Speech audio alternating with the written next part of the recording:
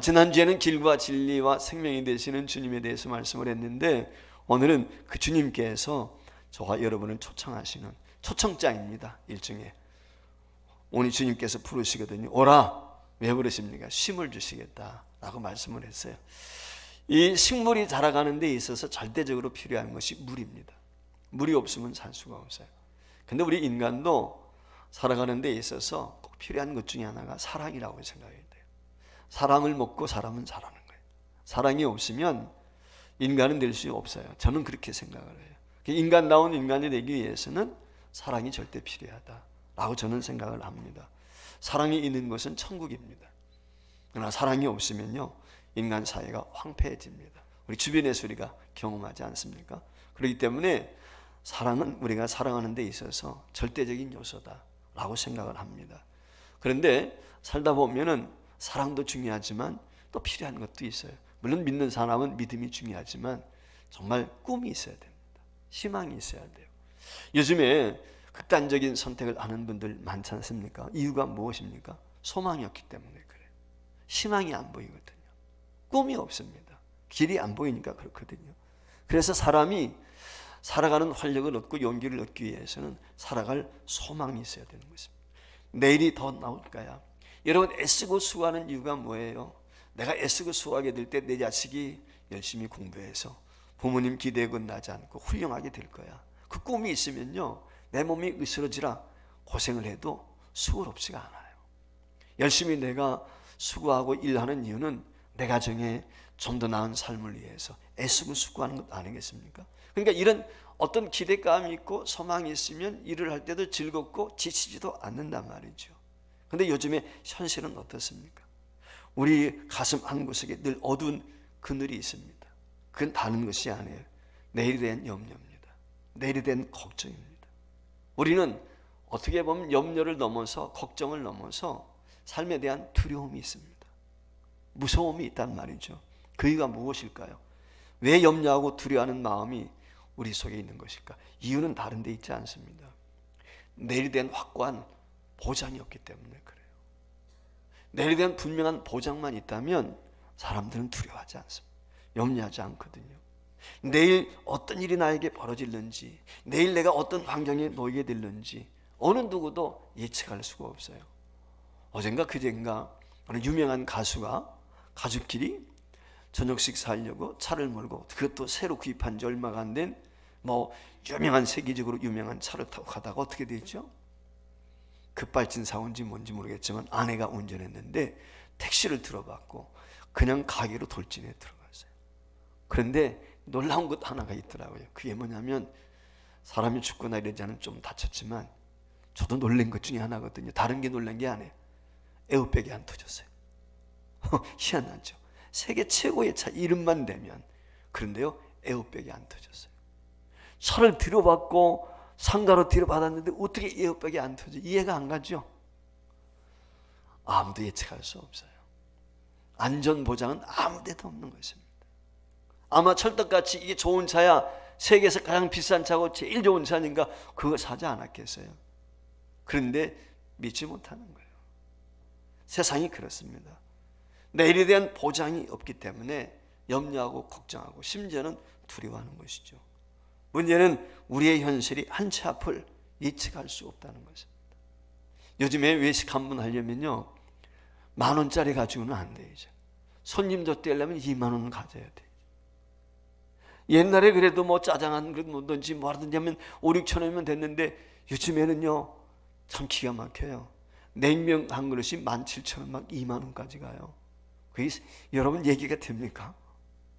기가 막힌 거죠. 물가가 이렇게 올라가게 되니까 사람들이 걱정하고 근심을 해요. 제가 말씀을 준비하면서 인터넷 뒤져가지고 얼마나 경제적으로 어려운지 한번 살펴봤어요. 실제적으로 보니까 너무 우리가 어렵더라고요. 지난 5일 10월 5일 국제통화기금 IMF라고 그러죠. 그곳에서 세계부채 데이터베이스라고 하는 것을 보면은 지난해 22년도입니다. 대한민국 GDP, 국내 총생산이죠. 대비 가계 비율이 몇 프로냐? 108.1%예요. 그런데 5년 전, 2017년인데요. 6년 전인가요? 그러니까 이 문재인 정권이 들어서기 전에는 92%였어요. 부채 비율이. 그런데 5년이 지난 다음에 얼만큼 증가했느냐? 16.1%가 빚이 더 증가한 것입니다. 민간 부채 데이터 집계가 하고 있는 26개국 나라 가운데서 부채 비율이 가장 많이 상승한 나라 1위, 대한민국입니다.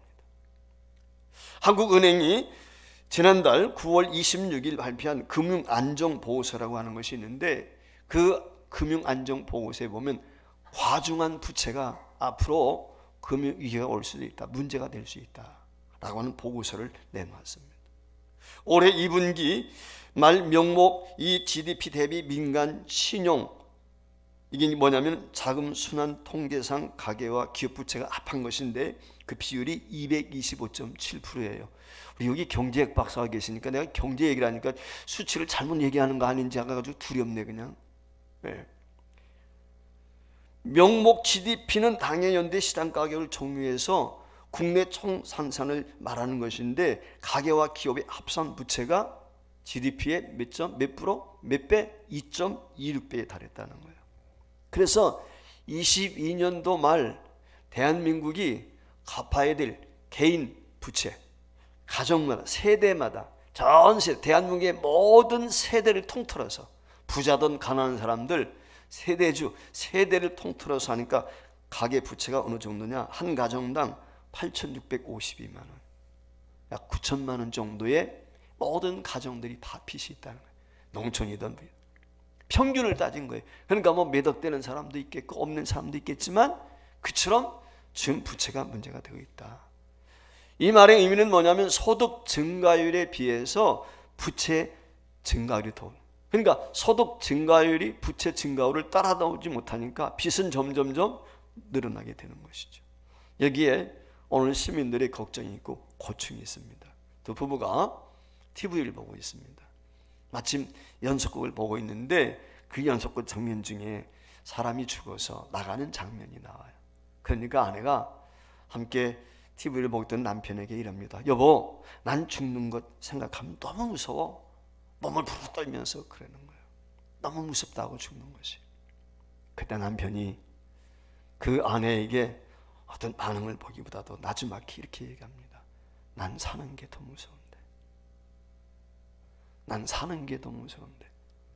그 이야기를 듣는 순간 아내 가슴이 심장이 멎는 것 같았어요. 그래, 맞아.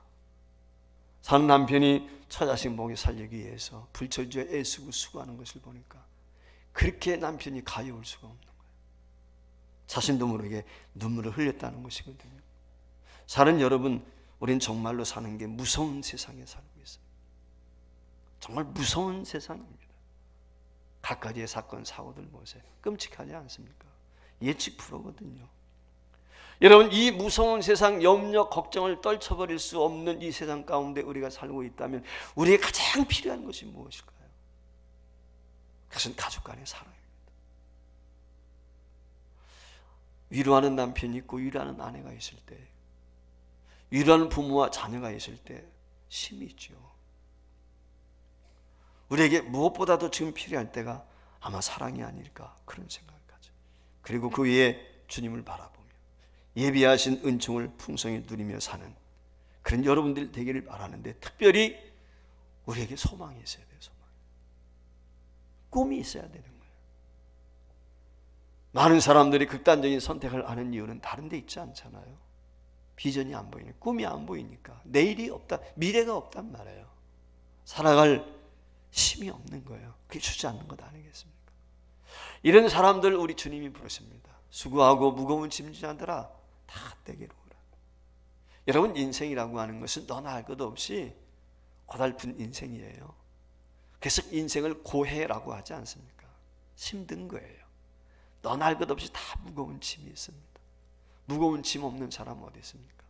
오늘 이 아침에 이 모든 무거운 짐을 주님 앞에 내려놓기를 주의 이름으로 축복합니다. 제가 지금도 기억하는 게 있어요. 시골에서 살 때 소가 달구지를 끌고 언덕을 올라갑니다. 아버지가 소를 몰고 가는데 절랑절랑 아버지 뒤를 따라가던 제가 발견한 것이 하나가 있었어요. 소가요, 짐이 가득 실려 있으니까 언덕을 올라가는데 힘들어하더라고요. 입에는 하얀 복음을 일고요, 근데 놀라운 것 하나를 목격을 했어요. 그게 뭐냐면 소가 울고 있더라고요. 눈물을 흘리더라고요. 말 못하는 동물이지만 너무 힘드니까 눈물을 흘리더라고요.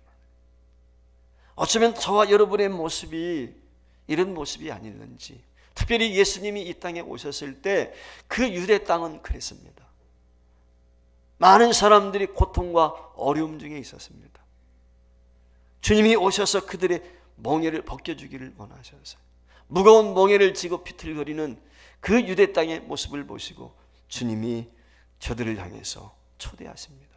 수고하고 무거운 짐진 자들아, 다 내게로 오라. 내가 너희를 쉬게 하리라. 나는 마음이 온유하고 겸손하니 나의 멍에를 메고 내게 배우라. 그리하면 너희 마음이 쉼을 얻으리니 이는 내 멍에는 쉽고 내 짐은 가벼우니라. 할렐루야. 오늘 주님이 저와 여러분을 초청하십니까?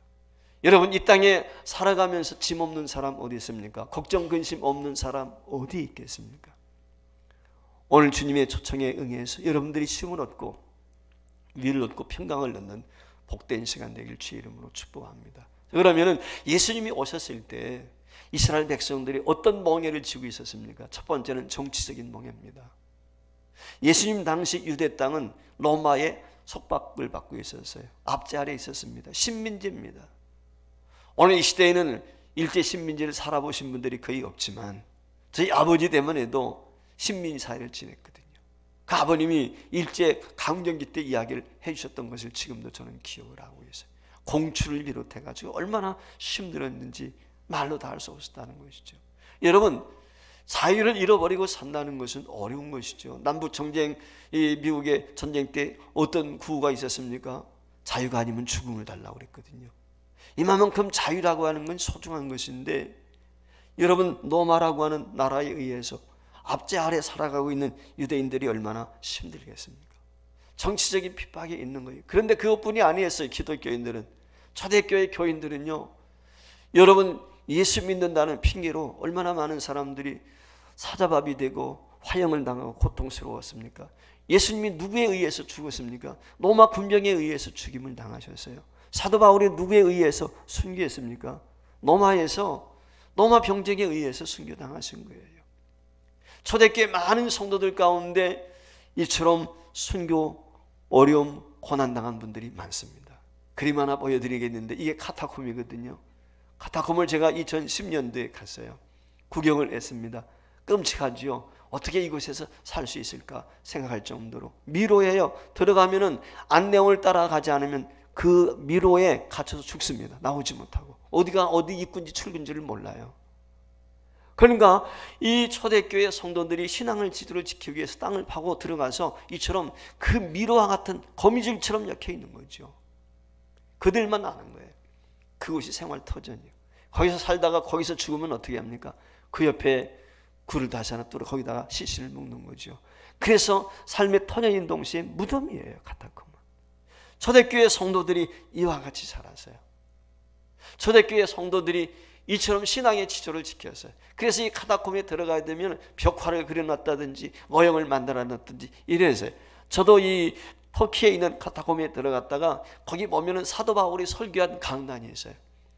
목사님들과 같이 갔기 때문에 특별히 가이드가 선교사님을 통해 가지고 우리 선교사님이 이제 가이드라고 현지인 가이드를 붙여야 되는 거거든요. 그 가이드한테 양해를 구해 가지고 한 번씩 서서 설교하는 모습 사진 한번 찍도록 해달라 부탁. 그게 잘 안 되는 건데 그래서 목사님들이 그 강단 앞에 다 서서 사진들을 한 번씩 찍었는데 여러분 왜 이런 고난과 시련이 있었습니까? 정치적인 어려움이 있었습니다. 그럼에도 불구하고 그들은 끝까지 지워주셔도 되겠어요. 신앙의 지조를 잃지 않았어요. 오직 믿음으로 말미암아 산다. 믿음의 지조를 버리지 않았어요. 종교개혁 606주년을 맞이했는데 중세교회가 타락했거든요. 그때 이 오직 믿음으로 산다는 기치를 내들고 나타난 것이 루터 아니겠습니까? 믿음으로 이들은 승리했어요. 유대인들이 메시아를 대망한 이유가 무엇입니까? 정치적인 메시아를 그들은 대망을 했거든요. 그 이유는 로마라고 하는 나라에 의해서 핍박을 받고 있었기 때문에, 압제하에 있었기 때문에. 오늘 이 땅에도 수많은 정치적인 멍에를 메고 살아가는 사람들이 있습니다. 주님이 부르십니다. 다 내게로 오라.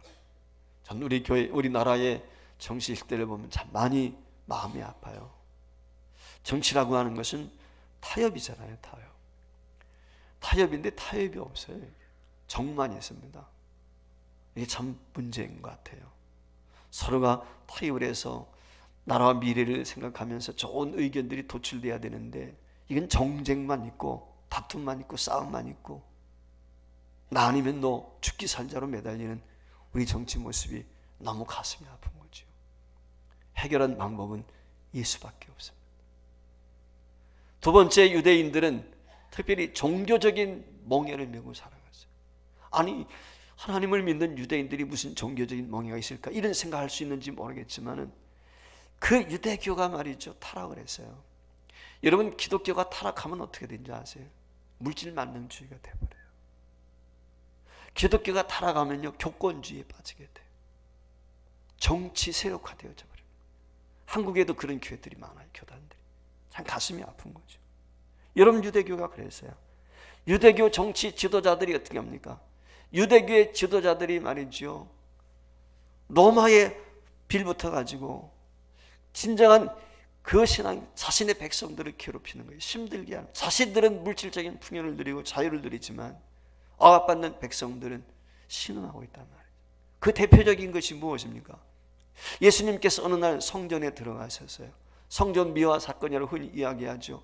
그 성전에서 돈 바꾸는 걸 보았어요. 비둘기 팔고 너는 뭐 송아지를 바꿔치기 한다든지 뭐 이런 걸 봤어요. 이게 뭐냐면 이스라엘 백성들은 명절이 되면은 하나님의 성전에 나가서 예배를 드려야 돼. 근데 디아스포라들은 어때요? 먼 외국에서 왔단 말이에요. 1년에 1차 이상 유대인들은 하나님 앞에 나와야 되니까 의무적으로 온 거예요. 그럼 저 아라비아에 살다가 왔을 때 아라비아 돈건 가지고 왔지 않겠어요? 근데 성전세를 내야 돼.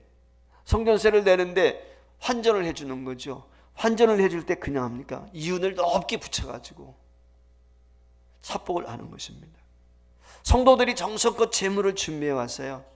근데 한쪽 눈이 멀었다, 발가락이 부러졌네, 이 핑계 저 핑계를 댑니다. 그래서 성도들이 재물을 드리려고 가정을 퇴짜를 놓는 거예요. 그리고 자신들이 준비한 것을 사도록 해서 폭리를 취했단 말이죠. 여러분, 당연히 서민들은 어떻게 되겠습니까? 유대교로부터 영적인 쉼을 얻지 못했어요. 종교에서 오는 절망감, 여기에 시달렸단 말이죠. 안타까운 것 중에 하나가 오늘날 우리 대학생들이 교회 많잖아요. 대학교 복음화가 3%라고 합니다. 그 이유가 어디에 있을까? 우리 교회가 제대로 되지 못했기 때문이거든요. 가나안 교인이 200만이 넘어섰어요. 가나안 교인이라는 말은 안 나가. 교회는 예수는 믿는다고 하는데 교회를 안 나가. 교회의 구태의원하고 구태 직분자들과 제도적인 이런 것들에 아주 실증이 난 거죠. 그래서 교회를 안 나오는 거예요. 여러분, 조금 전에도 말씀을 드렸지만 천국은 혼자 가는 것이 아니에요. 더불어 가는 것이거든요. 마태복음 15장 말씀에 보면 바리새인들과 서기관들이요, 예수님의 제자들이 어느 날 식사를 하는데 손을 안 씻고 식사를 했어요. 근데 그걸 뒤집지 않는 거예요. 왜 장로의 율법을 어기냐? 왜 너희들은 위생 그러냐? 트집을 잡는 거예요. 여러분, 해외여행해 보신 분들은 알겠지만 한국처럼 식당 가면 물공짜 주는 데 어디 있어요? 한국은 물 먹고 싶은 대로 마시고 싶은 대로 정수기까지 딱 설치되어 있게 다 마시잖아요. 외국에는 옛날부터 다 돈 받아요, 돈. 중동 지역에서 물이라고 하는 것은 맥주보다도 더 많은 거예요. 어려운 거예요. 더 비싼 거예요. 포도주보다도. 그만큼 물이 생수니까 중요해요. 여러분, 1년 내내 비 와봤자 500~600mm밖에 안 온단 말이죠. 우리나라 어떻습니까? 홍수지면 어때요? 장마지면 어때요? 하루에도 500~600mm 뭐 내릴 때도 있지 않습니까? 많이 올 때는. 그러니까 물이 귀하죠. 예수님과 제자들이 이것저것 돌아다니면서 복음을 전하다가 때가 되어서 식사하게 될 때 어디 가서 손 씻고 뭐 그러겠어요? 그냥 드실 수도 있죠. 그런데 이게 장로의 유전, 그 법을 어겼다는 거예요. 그걸 트집을 잤습니다. 여러분, 당시 노동자들이 얼마나 힘든 삶을 살았겠어요. 지금도 어려운데 2000년 전에 더 말할 필요 없지 않겠습니까? 그런데 무슨 손을 씻고, 그런데 그것을 제대로 하지 않았다고 죄인 취급을 합니다. 여러분, 종교가 존재하는 이유가 뭐죠? 교회가 존재하는 이유가 뭘까요? 종교는요, 위로받기 위해서 필요한 거예요. 쉼을 얻기 위해서 필요한 거예요. 지쳐있는 세상 사람들이 교회 나와가지고 위로받고 쉼을 얻기 위해서. 그렇지 않습니까? 근데 교회 나왔는데 만약에 그렇지 못하다면 어떻게 되겠어요? 당시 유대교 그랬단 말이죠. 당시 유대교는 종교라고 하는 미념 안에 이게 권력화되어지고 만몬주의에 빠져가지고 서민들에게는 그림의 떡과 같이 안식과 평안은 없었던 것입니다. 부패한 종교, 이것은요, 기독교가 됐든 불교가 됐든 뭐가 됐든 다 마찬가지예요. 오늘 우리에게 참된 안식을 줄 수가 없는 것입니다. 이렇게 종교의 멍에를 메고 살아가는 그 시대의 유대인들을 향해서 주님이 하시는 말씀이 뭐냐? 수고하고 무거운 짐진 자들아 탁에 내려오라. 내가 너를 쉬게 하겠다. 부패한 종교로부터, 타락한 종교로부터 내가 진정한 쉼을 주겠다. 여러분, 종교라고 하는 것은, 기독교라고 하는 핵심은 뭡니까? 죄 문제 해결받기 위해서 나와야 되는데, 죄 문제 해결받기 위해서 나온 내가 더 죄인 취급받고 돌아간다면 어떻게 되겠어요? 거기에 무슨 위로가 있고 평안이 있겠습니까? 그렇지 않겠습니까? 여러분, 앞으로 더욱더 영적으로 아마 곤고한 시대가 올 것입니다. 문명이 발달하면 발달할수록요, 교류가 없어져요. 요즘에 젊은이들 시장 안 가잖아요. 인터넷으로 다 쇼핑하잖아요. 혼술, 혼밥, 뭐 이런 얘기는 옛날 얘기 아닙니까? 요즘에는 혼자 살아요. 혼자 사는 시대가 되었단 말이에요. 문명이 발달하면 발달할수록 개인주의는 팽배할 수밖에 없고 이웃도 없어요. 이제는 교제도 하지 않는단 말이죠. 그런데 이게 문제가 뭐냐면, 사람과 사람 사이 교제만 줄어드는 게 아니라, 서두에도 말씀을 드렸지만은 가난안 교인이 많아지면서 하나님과의 교제가 줄어들어요. 여러분, 서두에 말씀을 드린 것처럼 하나님은요, 혼자 천국 가는 것이 아니에요. 천국은 혼자 있는 사람을 기뻐하지 않아요. 여러분, 에덴 동산에 아담이 혼자 있는 것, 독처하는 것이 보시기 좋지 않았다고 그랬잖아요. 이 점을 우리가 명심해야 돼요. 주님이 그러셨어요. 너와 나 사이, among you, 너와 나 사이에 주님이 계시다는 거예요.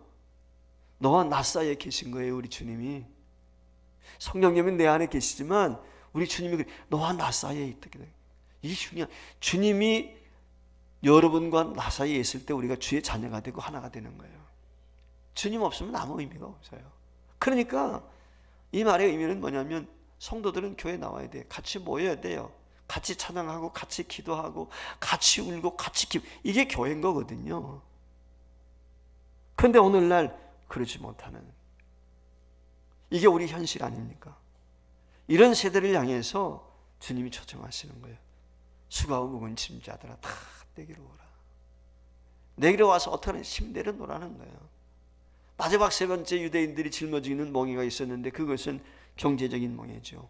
서두에도 말씀을 드렸지만 살기 어려운 것입니다. 너무 힘든 거예요.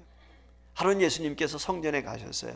그래서 성전에 가셔서 유대인들이 헌금하는 걸 보시게 된 거예요. 그 헌금하는 것을 보시게 되었을 때 2렙돈을 드렸던 과부를 보고 예수님이 칭찬하셨어요. 여러분들, 근데 그 2렙돈이라고 하는 것이 얼마나 가치 적은 것인지 아십니까? 헬라 지역에서는 돈을, 금전을 쓸 때, 돈을 쓸 때 렙돈이라고 그랬고, 로마에서는 고드란트라는 단어를 썼거든요. 근데 고드란트와 렙돈은 2대1이야. 2렙돈이 1고드란트가 되는 거예요. 그러니까 어떻게 보면 고드란트란 단위 뭡니까? 이 렙돈이란 말은 그 시대에 토용되어지고 있던 그 동전의 최소, 제일 적은 걸 이야기해요. 요즘에는 10원짜리가 제일 적은 건가요? 그렇죠. 몇십 원, 몇 전은 안 하잖아. 그렇죠? 10원짜리. 지금이야 10원짜리 별 볼 일 없지만, 제가 어릴 때는 10원도 컸어요. 네. 연필 하나 1원이면 샀으니까, 옛날에는. 그렇잖아. 노트 한 권 뭐 1원씩 하고 뭐 그랬잖아요. 그러니까 10원이면 큰 돈이죠. 지금은 노트 한 권에 몇천 원씩 가요. 그러니까 그만큼 물가가 올라서 그런 건데, 근데 이게 2렙돈, 한마디로 말하면 그게 10원짜리일지 500원짜리를 모르겠지만, 그게 그 여인이 가지던 전부였다는 거예요. 그만큼 피폐고 가난했던 것입니다. 베세다 들녘에서 예수님께서 보리떡 5개와 물고기를 가지고 5,000명을 먹여요. 남자만. 그 5,000명을 먹이게 될 때 도시락을 주님 앞에 드린 소년이 있었어요. 그 소년이 드린 도시락, 거기에 물고기 2마리가 있고 밥이 있었던 거지. 그거 가지고 5,000명을 먹이게 되는데 거기 물고기, 식용으로 사용했던 그 물고기에 대해서 옵사리온이라는 단어를 썼어요. 옵사리온, 물고기 2마리. 근데 이 물고기를 이야기할 때 2 단어가 있어요. 하나가 뭐냐면 시장에 내다 팔다든지 상품 가치가 있는 그런 고기를 익두스라고 합니다. 익두스. 그러니까 한마디로 말하면 사람이 식용으로 쓰기에 큼지막한 것, 시장에 내보냈을 때 돈을 받을 수 있는, 돈 받고 팔 수 있는 상품 가치가 있는 것을 익투스라고 그랬어요. 반면에 그물질을 해서 고기를 잡아서, 그런데 이건 먹기도 그렇고 시장에 내다 팔기도 그렇고, 그러면 농부들이 어떻게, 어부들이 어떻게, 그건 해변가에다 그냥 버려두는 거예요. 해변가에. 그러면 가난한 사람들이 그것을 주워다가 먹는 거예요. 이 어린 소년이 주님 앞에 드린 도시락에 담겨 있던 것은 바로 옵사리온, 어부들이 버린 고기, 상품 가치가 없어서 버린 고기 주워다가 생활했다. 그만큼 그 시대에 피폐했다. 한마디로 말하면 정치적으로, 종교적으로, 경제적으로 무거운 멍에를 메고 하루하루 지겨운 삶을 살아갈 수 있었다는 것이죠. 그뿐이겠습니까? 예수님 당시에 예수님이 치유하는 사건이 수없이 많이 나오잖아요. 나 환자를 비롯해서 눈먼 소경, 얼마나 많은 환자들이 있습니까? 지난주에도 제가 3분의 목사님과 통화를 나눴는데 3분 다 암 수술을 했어요. 그래가지고 세브란스에 순천한 병원에 뭐 여기저기 너무 고통스러워하고 힘들어하세요. 어떤 목사님은 그래서 제가 그랬어요. 보험이라도 있습니까? 그랬더니 아직 제가 전기 때문에 암보험은 안 들었어요. 그래. 여러분 암보험 안 들면 어떻게 되겠어요? 얼마나 비용이 많아. 여러분 정말 고통 가운데 예수님 당시 얼마나 많은 환우들이 있었습니까? 그때 예수님께서 하시는 말씀이 내게로 오라. 수고하고 무거운 짐진 자 다 내게로 오라.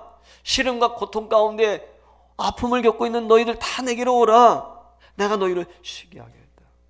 이 주님의 음성을 듣고 저와 여러분이 날래게 주님 앞에 달려갈 수 있기를 주의 이름으로 축원합니다. 왜냐하면 그 주님 앞에 달려나가게 될 때 주님이 풍요로운 삶을 우리에게 주시고 은총과 축복을 우리에게 주시는 것입니다. 승리할 수 있는 은혜와 능력을 우리에게 주세요. 한번 우리 스스로 우리 숨결을 한번 기울여 보세요. 내 호흡이 혹시라도 거칠지는 않는지, 진정된 심장이 평안을 갖고 있는지 우리 한번 스스로 돌아봤으면 좋겠어요. 사랑하는 성도 여러분, 인생의 수고름을 시달리고 있는 저와 여러분을 부르시는 음성, 그것이 수고하고 무거운 짐진 자들 다 내게로 오라. 내가 너희를 쉬게 하겠다. 사실 인간이라고 하는 것은 내일 일 아무도 몰라요. 젊은 목사님 2분 만났습니다. 지난주에 그랬더니 목사님이 그래요. 목사님은 지난 사역 가운데 어떤 자세로 목회를 일을 하셨어요? 그래서 나는 그랬어요. 나는 늘 오늘이 마지막이라고 생각했어. 설교를 냈더도 이게 내가 마지막 설교라고 생각해. 난 지금까지 그렇게 왔어. 내일이 아니라 오늘이 마지막이다. 난 어떤 다른 거 본 게 아니고 나는 오늘이 마지막이야 라고 하는 생각을 가지고 가니까 최선을 다할 수 있더라고. 제가 그 얘기를 해줬습니다. 왜냐하면 사실 내일은 잘 모르거든요. 내일 제게 주어질지, 내일 제게 어떤 일을 만나는지 아무도 예측할 수 없거든요. 우리 모두 아니겠습니까? 내일 일을 염려하지 마십시오. 주님이 나와 함께 하시며 나를 도와줄 걸 믿고 소망 가득히 안고 나갈 수 있는 저와 여러분이 되었으면 좋겠어요. 우리 이 찬양 한번 했으면 좋겠어요. 내일 일은 난 몰라요. 하루하루 살아요. 한번 찬양하십시다.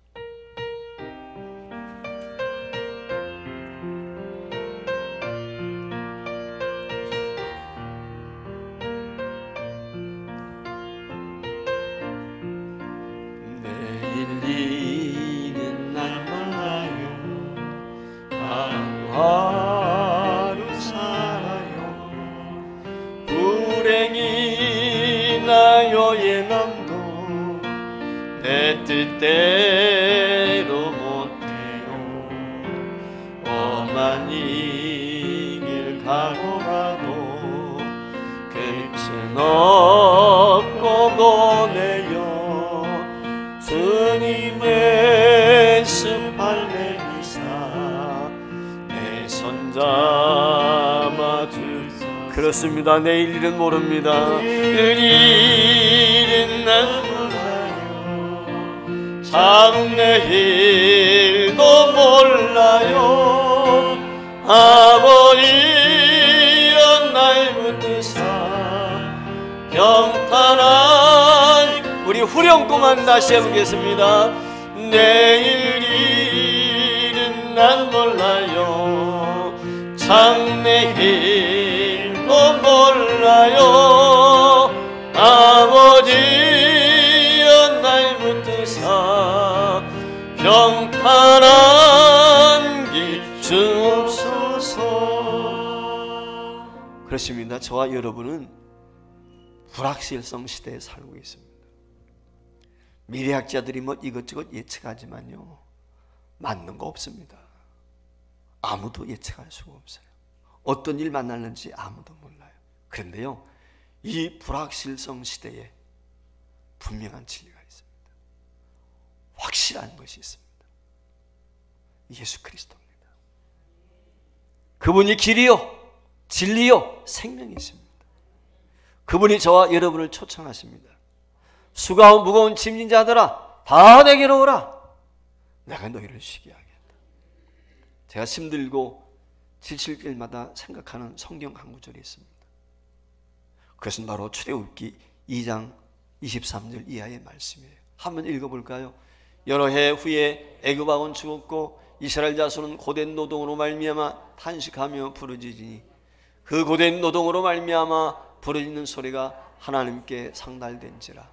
하나님이 그들의 고통 소리를 들으시고 하나님이 아브라함과 이삭과 야곱에게 세운 그의 언약을 기억하사 하나님이 이스라엘 자손을 돌보셨고 하나님이 그들을 기억하셨더라. 저도 억울할 때 있죠. 저도 힘들 때 있죠. 고달플 때 있습니다. 그 모든 것을 극복하고 지금까지 올 수 있던 비유는 주님 앞에 맡기는 거예요. 주님이 아시니까. 주님 아시죠. 주님 저를 보고 계시거든요. 형편과 처지를 다 살피시고 행한 대로 갚아줄 것을 저는 믿습니다. 제가 되었던 누가 되었든지 다 마찬가지라고 생각해요. 사는 여러분, 이스라엘 백성들이 심한 노동에 시달리며 탄식하고 신음할 때 하나님께서 그들을 기억하시고 굽어 살피셔서 애굽에서 출애굽시켰던 것처럼 저와 여러분들이 정치적으로, 종교적으로, 경제적으로 멍에를 메고 살아가게 될 때 주님께서 저와 여러분을 만나주시고 우리의 모든 멍에를 벗겨줄 줄 믿습니다. 이 은혜가 있기를 주의 이름으로 축원합니다.